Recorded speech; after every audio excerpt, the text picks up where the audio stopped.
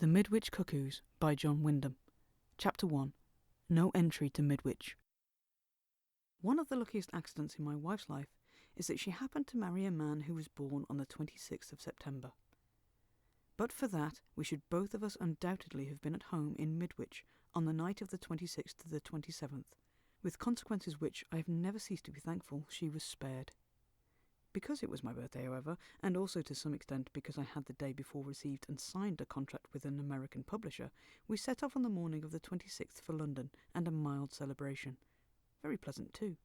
A few satisfactory calls, lobster and chablis at Wheeler's, Eustanov's latest extravaganza, a little supper, and so back to the hotel, where Janet enjoyed the bathroom with that fascination which other people's plumbing always arouses in her. Next morning, a leisurely departure on the way back to Midwich, a pause in train, which is our nearest shopping town, for a few groceries, then on along the main road through the village of Stouch, then the right-hand turn onto the secondary road but no. Half the road is blocked by a pole, from which dangles a notice, "Road closed." And in the gap beside it stands a policeman, who holds up his hand. So I stop. The policeman advances to the off side of the car. I recognise him as a man from train. "Sorry, sir, but the road is closed." "You mean I'll have to go around by the Opley Road?" "Afraid that's closed too, sir." "But—" There is the sound of a horn behind. "If you wouldn't mind backing off a bit to the left, sir." Rather bewildered, I do as he asks, and past us and past him goes an army 3-ton lorry with khaki youths leaning over the sides. "Revolution in Midwich?" I inquire. "Manoeuvres," he tells me. "The road's impassable." "Not both roads, surely. We live in Midwich, you know, Constable." "I know, sir, but there's no way there just now. If I was you, sir, I'd go back to train till we get it clear. Can't have parking here, 'cause of getting things through." Janet opens the door on her side and picks up her shopping bag.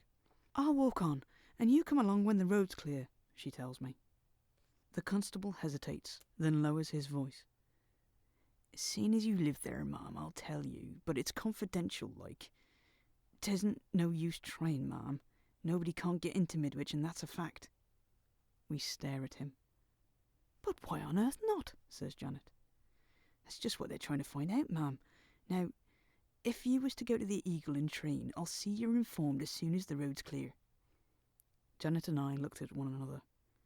"Well," she said to the constable, "it seems very queer, but if you're quite sure we can't get through—" "I am that, ma'am. It's orders too. We'll let you know as soon as maybe." If one wanted to make a fuss, it was no good making it with him. The man was only doing his duty, and as amiably as possible. "Very well," I agreed. "Grayford's my name, Richard Grayford. I'll tell the Eagle to take a message for me in case I'm not there when it comes." I backed the car further until we were on the main road, and taking his word for it that the other Midwich road was similarly closed, turned back the way we had come. Once we were the other side of Stouch village, I pulled off the road into a field gateway. "This," I said, "has a very odd smell about it. Shall we cut across the fields and see what's going on?" "That policeman's manner was sort of queer too. Let's," Janet agreed, opening her door.